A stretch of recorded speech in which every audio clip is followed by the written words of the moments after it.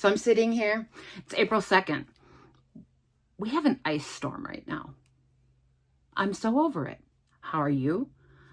Well, let's see what I can create today to chase this feeling away. So for project one, I bought this frame from our little local thrift store and I paid $1, I think, for it. And there was some art already in there that I was not crazy about, so it's very dated. I am going to go ahead and remove that and the glass. And then I bought some little half round wood beads on Amazon. And I am going to glue these going all the way around and let them dry before we go ahead and paint this. I just thought that adding these to this plain wood frame would just kind of give this a little bit, I guess, an upcycle. So as we do that, let me go ahead and introduce myself. My name is Sandra, and I am the owner and creator here at Midwest Charm. I specialize in repurposed, upcycled vintage home decor, as well as all of your DIY crafty needs. I carry DIY paint, Sweet Pickins milk paint, Roycycled treasures, Connie lines and designs, Iron Orchid designs, and more. And you can find us on all the social medias, which are linked in the description, as well as all of are on the website, which is www.midwestcharm.co. Here I am just using a little tool that I got with something. I don't remember what, but it's like a little itty bitty teeny tiny Q-tip, and I'm removing any of that excess glue. I am going in now that everything has dried with DIY's Prom Queen, and this was in Sonnet's Maker's Box this month. And I pulled this out knowing it was going to go perfect with the paper that I fell in love with from Connie. Like, I opened this box, you guys, I saw this paper and I knew immediately what I was going to do with it. And I sat down and I got it done, almost all my projects done in that very first night. I am so happy. This might be one of my most favorite things that I have ever upcycled. We did go in and put 2 coats on this and make sure that you are getting in between all those little beads and make sure that all that wood is covered. And once that is done, I'm going to actually use a cottage core color in white linen, and I'm going to give this backer board 2 coats of this because I really want my paper to pop. Now my paper is grungy and I love, love, love what she did with it. It's called Petals and Stripes. It reminds me of old vintage wallpaper, and I'm not going to tell you. I texted Connie immediately and told her how much I love this paper. First, though, we're going to take a piece of our drop cloth and fray all the edges, and then I am using Emily Claire, and I cut out some little itty bitty teeny tiny butterflies, and I'm going to use this transfer on to the drop cloth. And yes, you can put transfers on cloth. They may be a little bit different feeling going down. They apply just as easy with that little tool. You remove your backer piece just like you normally would, and then you're gonna still go ahead and really rub that into your cloth to make sure it's well adhered. Now, I am not sealing this in. Typically, your transfers do need sealed, but I am not sealing this because it's going to be going underneath the glass. We're making a beautiful piece of little artwork here. And I did choose 3 little butterflies, applied them all the same way. And it's really hard getting an angle in here that gives you a good view of this without, I should have gone overhead. I apologize, guys. I'm working with a couple new camera setups and it's been very interesting to say the least. So now I'm going in with more of my Type Bond Quick and Thick and applying it on the back of my little piece of drop cloth. And you see Connie's paper there. Oh, it's stunning. And we're going to center this. And then we're going to set this aside and let it dry. It needs to be dry before we put this in the frame. We do not want the glue oozing out in between the drop cloth and the glass and being stuck. And while that's drying, we're going to take out some clear wax. My big tub of it's almost gone. And we're going to give this a good once over and get this all sealed up and then buffed off with our shop towels. Super easy process, you guys. And This is so quick and easy. You're gonna love the results. I may have had a little bit of decrepit dust on my brush. I can't remember, but it does have a little bit of aged look to it and it looks fabulous. I washed up the glass, I added it back in, and I just am picking out a little bit of extra wax in there. And then we're going to place all of our parts back in, making sure that we're getting it all facing the right way.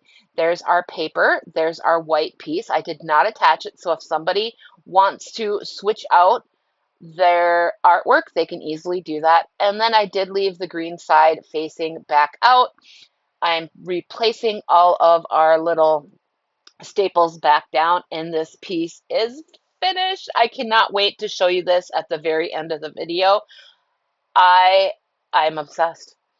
Project number 2, you guys, I am so needing spring to be here. Let me just throw that out again because I just do.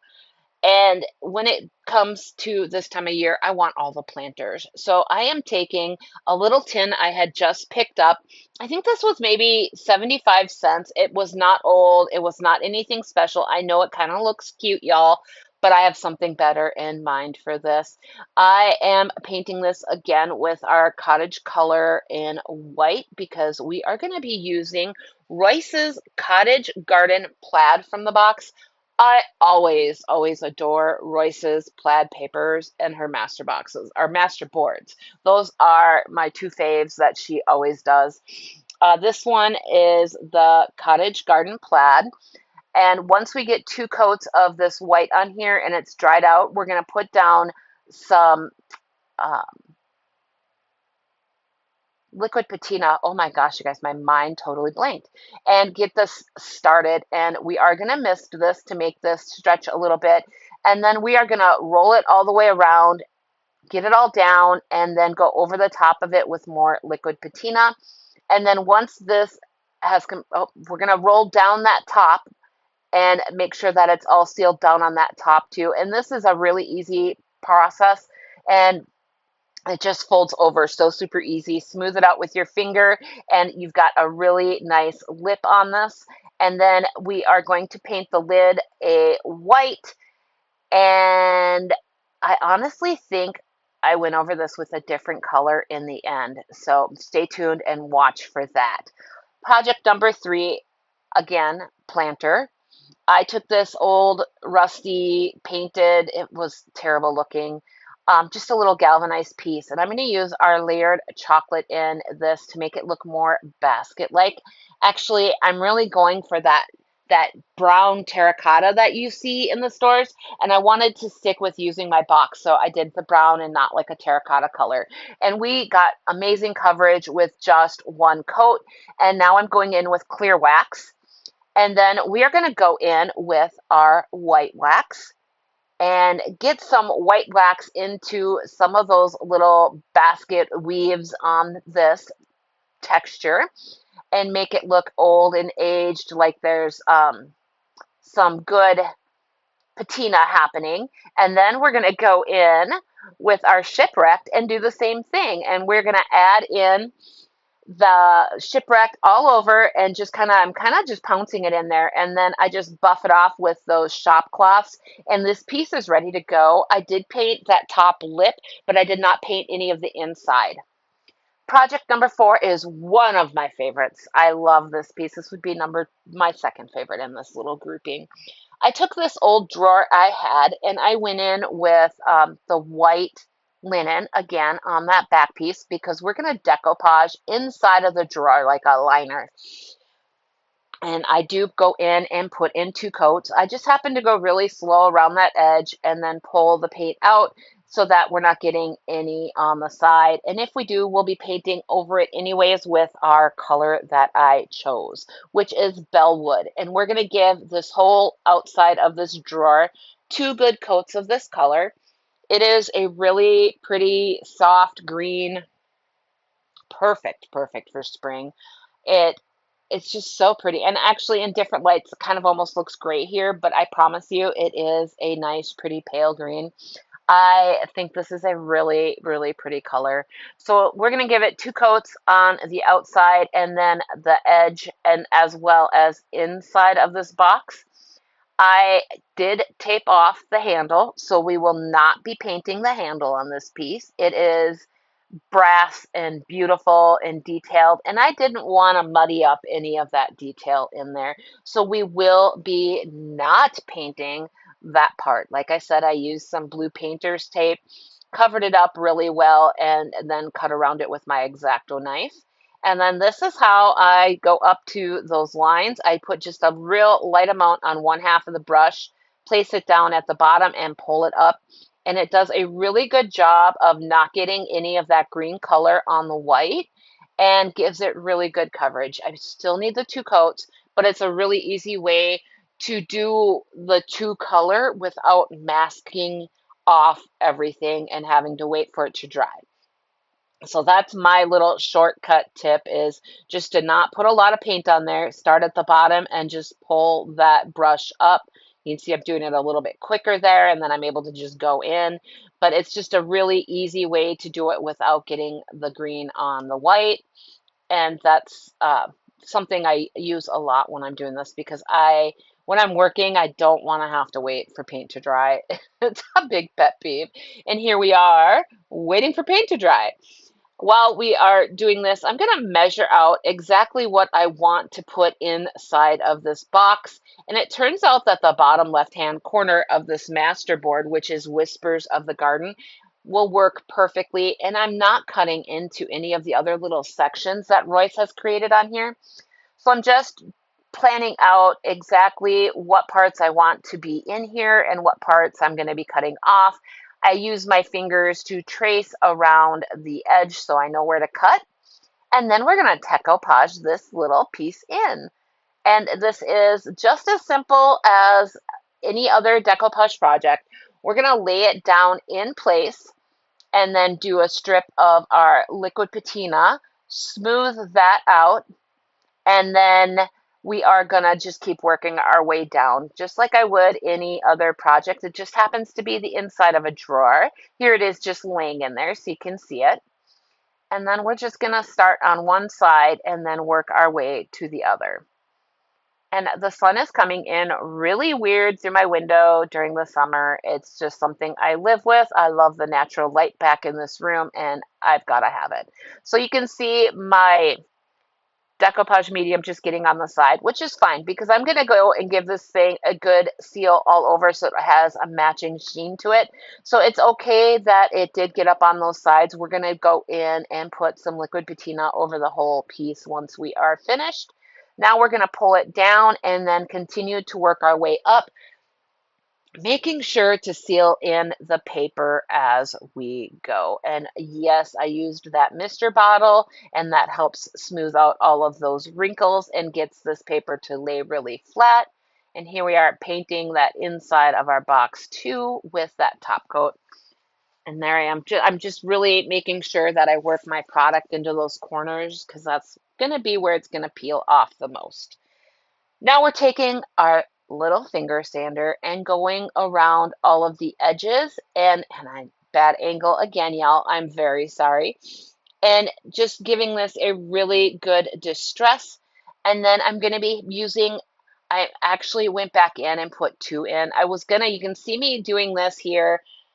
I don't remember if I cut it out, but trying to decide if I was going to just put it in the center or if I was going to move these out towards the sides and see how they laid on the sides, and if they would end up too much in between where the side of the drawer is and the bottom of it. I was trying to figure out how to work that. So I ended up for this video just doing the one in the center.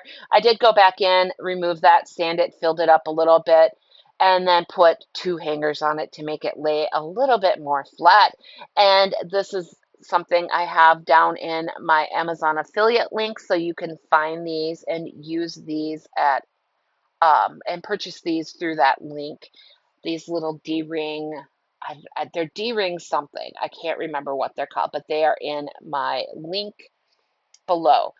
And that's it, you guys. You guys make sure you stay tuned for the pictures of the final projects and let me know which one is your favorite one.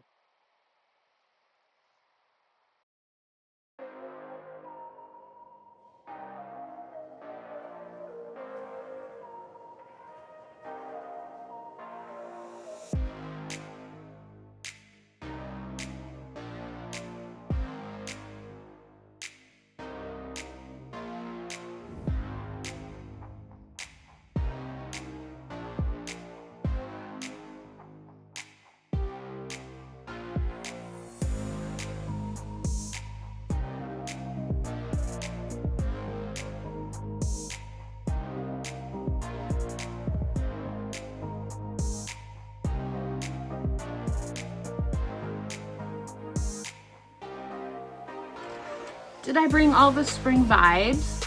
Do you love these pieces as much as I do? I think they turned out so great. I adore how everything just matched so well, and I was able to make this beautiful vignette with all these pieces I created from this box. It's so amazing, you guys. I just can't. I'm just so thrilled with these pieces. These are probably not for keepsies, so make sure if you are interested to comment. That's the grandbaby. Sorry about that. And watch for my upcoming Whatnot auctions, because I do have a lot of my upcycled items on there. It's easier to load them there than it is to load them onto the website. But if you message me, I will absolutely get back to you and ship to you. Thank you, as always, for watching. I really appreciate each and every one of you. And make sure to hit that little thumbs up, and we'll see you all next time. Bye.